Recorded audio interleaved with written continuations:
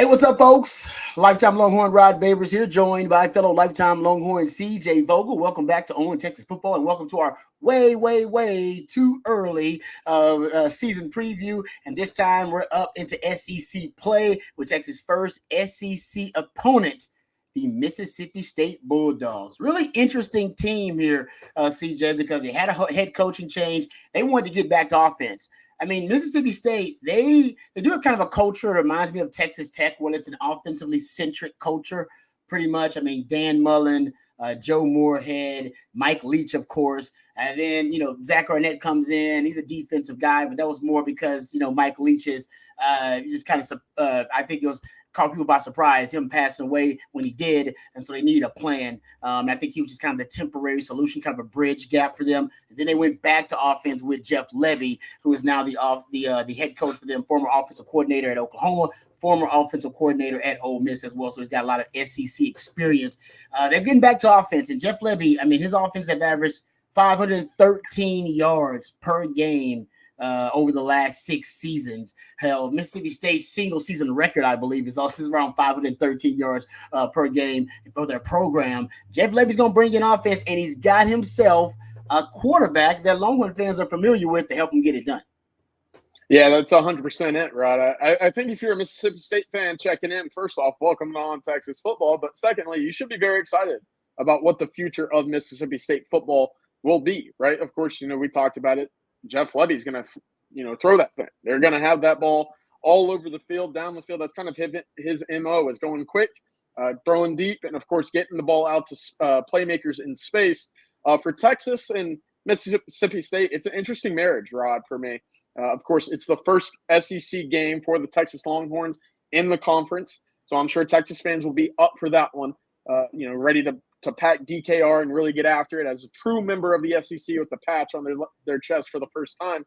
But there's a lot of familiarity here. When you talk about head coach, defensive coordinator, and now quarterback, all of them have played against or for Texas at some point in the past 3 or 4 years, right? Jeff Levy last year at Oklahoma, Blake Shapen during his time at Baylor, and of course their defensive coordinator, and we'll get to this here in a minute, Coleman Hutzler, old Texas inside linebackers coach, was just spent 2 years at Alabama, now the defensive coordinator for Mississippi State. So a lot of familiar faces making their way back to the 40 acres for the first SEC game the Texas Longhorns will play in their school history. Again, should be very exciting. And again, they will be throwing the ball a good bit, and they need to. We'll bring up some numbers from 2023 and that offense from a year ago, but they weren't pretty, Rod, that's for sure. Yeah, no doubt. I mean, Jeff Levy's offenses have always been explosive. Even since 2019, Levy's offenses have finished top 25 nationally in 20-plus yard plays from scrimmage. It's an explosive offense, puts a lot of pressure on defense. And you just pointed out a lot of the conceptual signatures, right? Verticality, vertical shots downfield. That was something they did a lot of at Oklahoma. The wide receivers with the really wide splits, the up-tempo, hurry-up, no-huddle offense. A lot of people kind of call it the veer-and-shoot offense, and that's also something that's becoming more popular in the SEC. I mean, Josh Heupel runs a similar style to that. Lane Kiffin has benefited as well because of his time with Jeff Levy. He also has a very similar style. So Texas will see it. And I'll say this, Texas versus these veer-and-shoot offenses, faced Kendall Browse, who runs it, and Jeff Levy runs it. I mean, Sark's 2-2 against those types of offenses, or I should say maybe PK's 2-2 versus those types of offenses. So they do seem to, counter and match up well with Texas. And you just brought up the familiarity between these two squads. They're going to start 8 transfers on offense from Mississippi State. So they're bringing in a lot of new faces, obviously a new culture, a new chemistry. There's a new playbook and a new offensive identity. Last year, they had the 9th worst Power 5 team in terms of EPA per play. And I think that's why this overhaul on offense, and Jeff Levy is, I think, satisfied with some of the pieces that he's bringing in, starting with the quarterback, Blake Shapen. I'll say this, when they play Texas, expect a ton of play action because Jeff Levy's big on it. Apparently, the last 2 years, the only two teams in the Power 5 that ran more play action than Jeff Levy's teams. And Sark he's one of those offensive minds. I mean, Quinn had more play action pass dropbacks than any quarterback in Power 5 last season. So this may be the play action pass RPO bowl when Jeff Lebby and Sark end up facing off. You have a lot of deception based passing game, but it's something that helps Blake Shapen a lot. He's really comfortable in that style of an offense. This is a guy, I think people forget how effective he was. This guy's a Big 12 champion. CJ, you forget that. I mean, he led a team to a Big 12 championship, and I think people are sleeping on Blake Shapen a little bit in this offense. Yeah, I agree. And this offense, for me, with what we saw of Blake Shapen at Baylor, I think it's going to be very different, obviously, right? You know, we talked about the RPOs. We'll see it a lot. I'm looking at Dylan Gabriel's numbers at Oklahoma a year ago. 20% of his passes were actually behind the line of scrimmage. 16% were down the field beyond 20 yards. So that's a big chunk of their offense. It's throwing the ball deep and getting the ball out quick. Very similar to what Sarkisian does here at Texas. Maybe a little bit more down the field there in that instance. But what we'll see from Blake Shapen this upcoming season at Mississippi State under Lebby is a lot of quick RPOs for the screen games, the bang eight routes on the posts, and then, of course, holding that kind of long veer play action, taking the step back and throwing it deep. And they got a couple of really talented wide receivers, but coming into this game and for Blake Shapen, it'll be really interesting, right? This will be his first time to play against Texas since 2022, where Baylor came in to DKR the final week of the season. Blake Shapen went 18 of 36 for 179 yards, 2 interceptions. So played under the lights, didn't go his way. Now, again, maybe a little less familiarity, maybe about as talented, I would say, from his time at Baylor to Mississippi State. But there's 2 wide receivers that I really want to hit on right now. The first is a UTEP transfer. I'm going to butcher the name. Kelly Akari. We're just going to leave it with that. Akar. Yeah. I don't know how to pronounce it, but this kid can go. And he fits exactly what you want to see in the Jeff Lebby offense, right? Oklahoma made tons of plays a year ago with Andrell Anthony, Nick Anderson, these guys, Jalil Farouk, that can just stretch the field vertically and make plays down the field. That's exactly what this kid from UTEP can do. 48 receptions, Rod, 1,033 yards, 21 yards per catch. That's a big play waiting to happen right there. And opposite of him will be another transfer, and a name that Texas fans should be very familiar with if you followed recruiting over the last few years. Coming in from Jackson State, Kevin Coleman, originally, committed to Louisville. Texas was in, kind of that final race for him as well. But those 2 guys provide pretty solid pieces right now for a passing game that will probably have to do the heavy lifting with only 268 yards coming back from the leading rusher a year ago. Of course, Mississippi State also went out and added 2 running backs to their roster. So we'll see what that dynamic is. Of course, I do think that we saw it a year ago, that offense does get stale at times when you can't move the ball via the ground. And if you have to sit back and rely on your play action that doesn't provide a threat in the run game, well, that deep threat no longer looks as intimidating when you sit your safeties back at 14 or 15 yards and say, let's see your best shot. So that's going to be key for me is, can Mississippi State establish some sort of run game to create that counter and that balance? Right now, with 4 out of 5 offensive linemen coming in from the transfer portal, they're on the complete opposite side of what Texas is dealing with on their offense with all that continuity coming back. So that'll be interesting, Rod. I'll be eager to see if they're able to have any success leading up to this game. And, of course, against what we're expecting to be kind of a new look Texas interior defensive line, that's going to be the key for me offensively for Mississippi State. Establish some run, and we'll see what kind of success they'll have based off of that.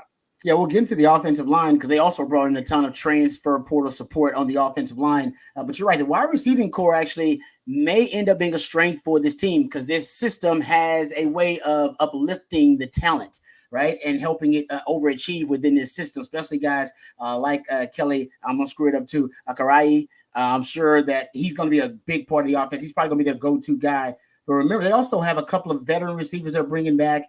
Jordan Mosley's one of those guys, a returning player they're bringing back among the wide receiving core. Creed Whitmore is another guy. I think Jaden Wally, maybe another guy that they depend on, kind of a veteran presence. But you're right, there's no doubt they wanted to bring in some more explosive talent via wide receiver. This offense was abysmal last year, 107th in scoring offense, 103rd in total offense, 111th in passing offense, and 80th actually in rushing offense too. So I think for you, it starts with the passing game. We know how Jeff Lebby's offense is going going to work. You brought up the RPO passing game, a lot of the wide receiver screens on the outside. You're trying to stress the defense vertically, but also horizontally. And then force the defense into making some mistakes.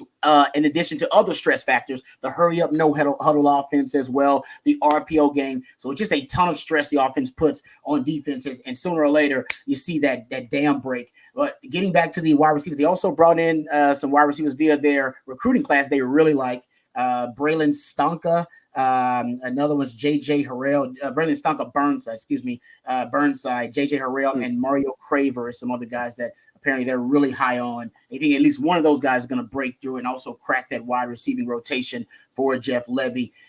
Something to talk about. You talk about the running game. They're not really sure who their lead running back is going to be. That's another thing I think they're going to struggle with offensively this year to kind of find their identity on the ground game. Jaquavius Woody Marks hit the transfer portal and went to Southern Cal, kind of left them with a void there at their running back position. Right. They do like some of the guys that they're returning. Kayvon Lee, Jeffrey Pittman are two guys that really could step up for them. They also like a JUCO Johnny Daniels, a JUCO running back, one of the top-rated players coming out of JUCO, and he was hurt during the spring. But Johnny Daniels is a name to keep in mind as well. I've heard really good things that he might be a guy that can be a difference maker.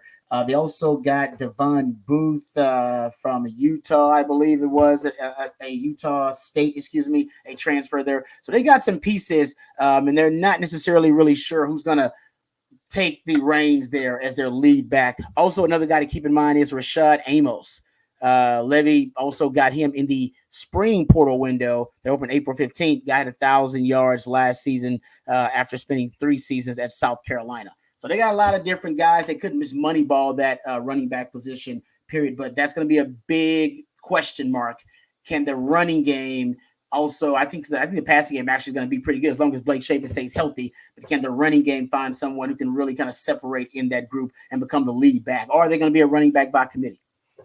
Yeah, that'll be interesting, right? Who's going to be that lead guy? Luckily, they did do some good work on the offensive line for Mississippi State. Their center, Ethan Miner from North Texas, probably the best offensive lineman on that starting 5 right now, was actually the second highest rated offensive lineman by PFF in the American Conference, is the highest rated returning center. So there's some positivity there. And again, we've talked about it with what that interior will look like for the Texas defense. Well, they'll be going up against a pretty solid interior center right there for Mississippi State, Rod. So a lot going on. I do expect that passing game to be what we see a lot of, especially if Texas is able to get out early as we expect. Of course, defensively, they lost 8 starters from 2023. There's a lot of turnover on that side of the ball.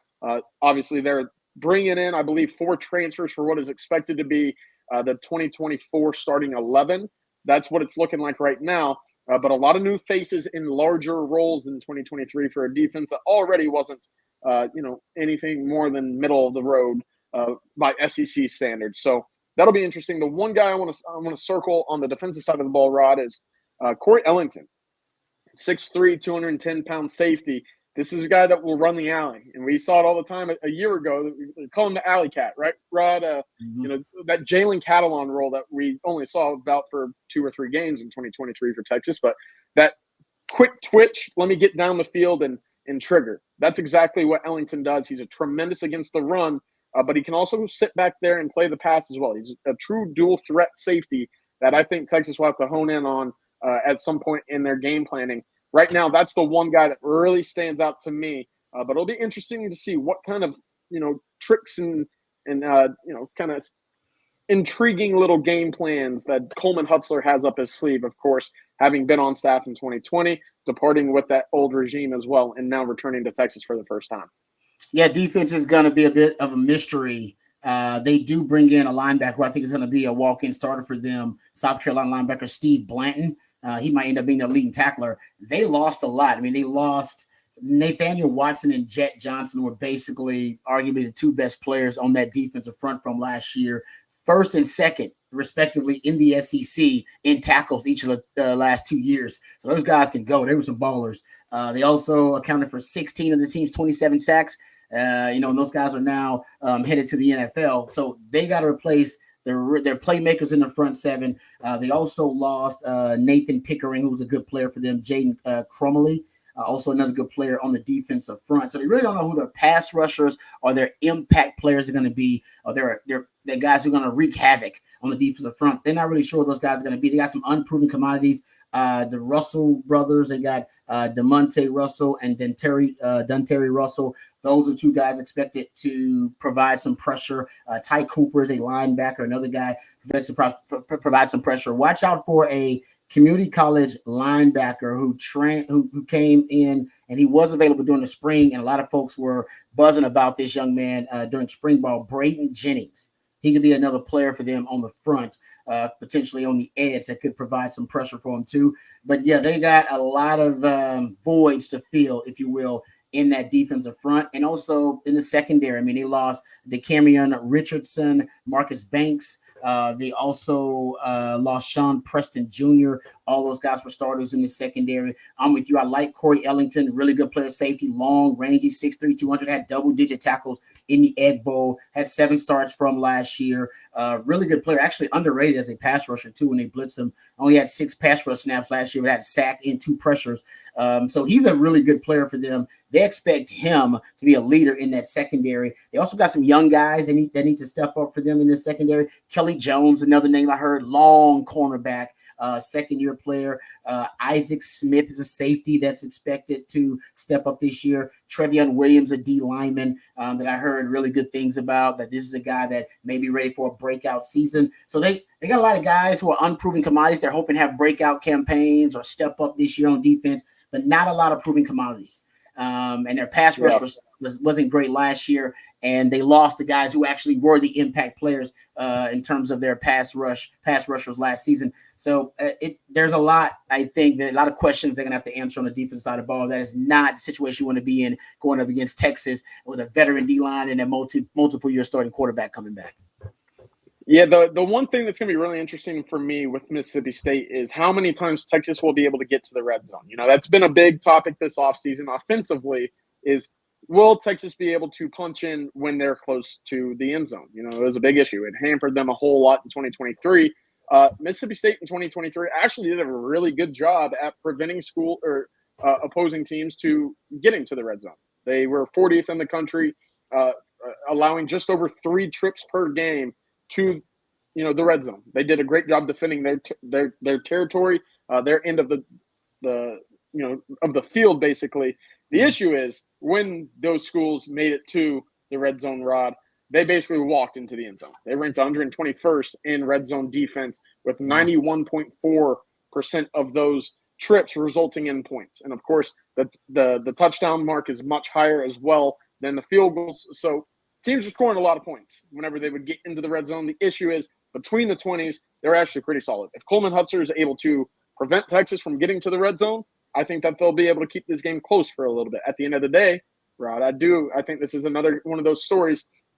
You look at the talent on either side right now and the depth specifically. And it's tough, for Jeff Lebby in year one to have as much bodies in his room that are capable of playing, possession after possession, series after series. Texas just is too deep right now. They have too many bodies. They're too capable of coming out at key positions, whether it be edge, running back, offensive line, quarterback. They've got a lot of bodies right now, and I think it's too much for Mississippi State to overcome. There's a reason right now that Vegas has the win total at 4.5 for the season on Mississippi State. This shouldn't be that close of a game. It's the second lowest win total in the entire SEC, let's put it that way, while Texas is sitting there with Georgia up at the top. So I do think there will be moments where Mississippi State will shine. They'll have some big plays, of course.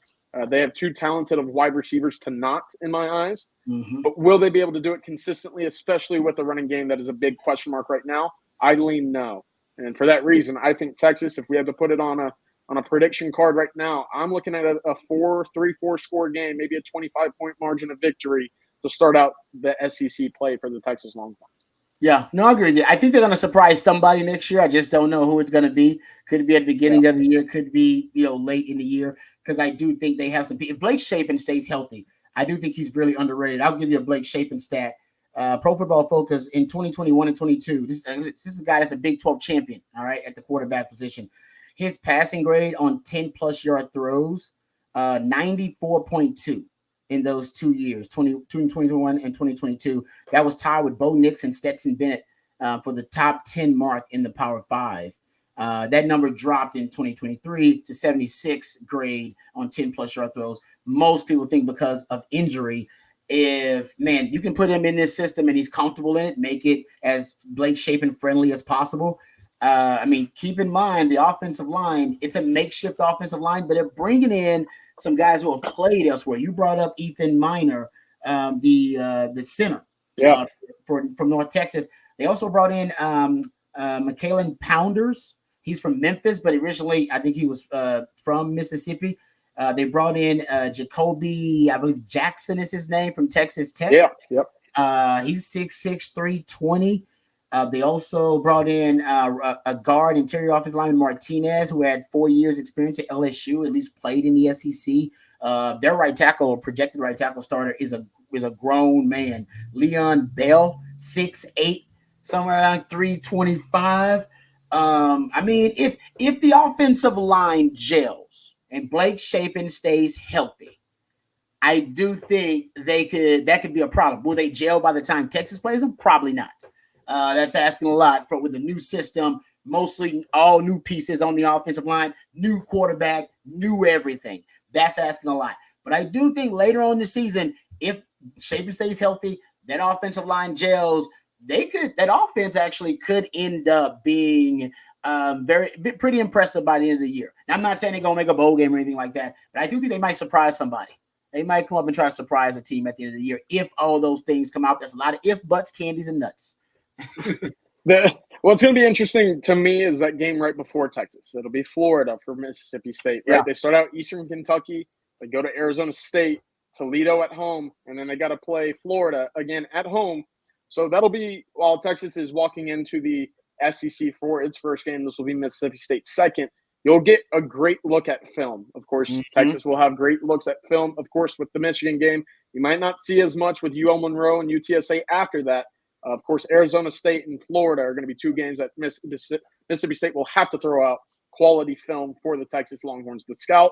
And, of course, you'll get a little bit of a taste of what that offensive line will look like, especially when it comes to what Blake Shapen and his comfortability behind that offensive line will look like as well. Yeah, like I said, last year, the surprising game, the surprising win was actually Arizona.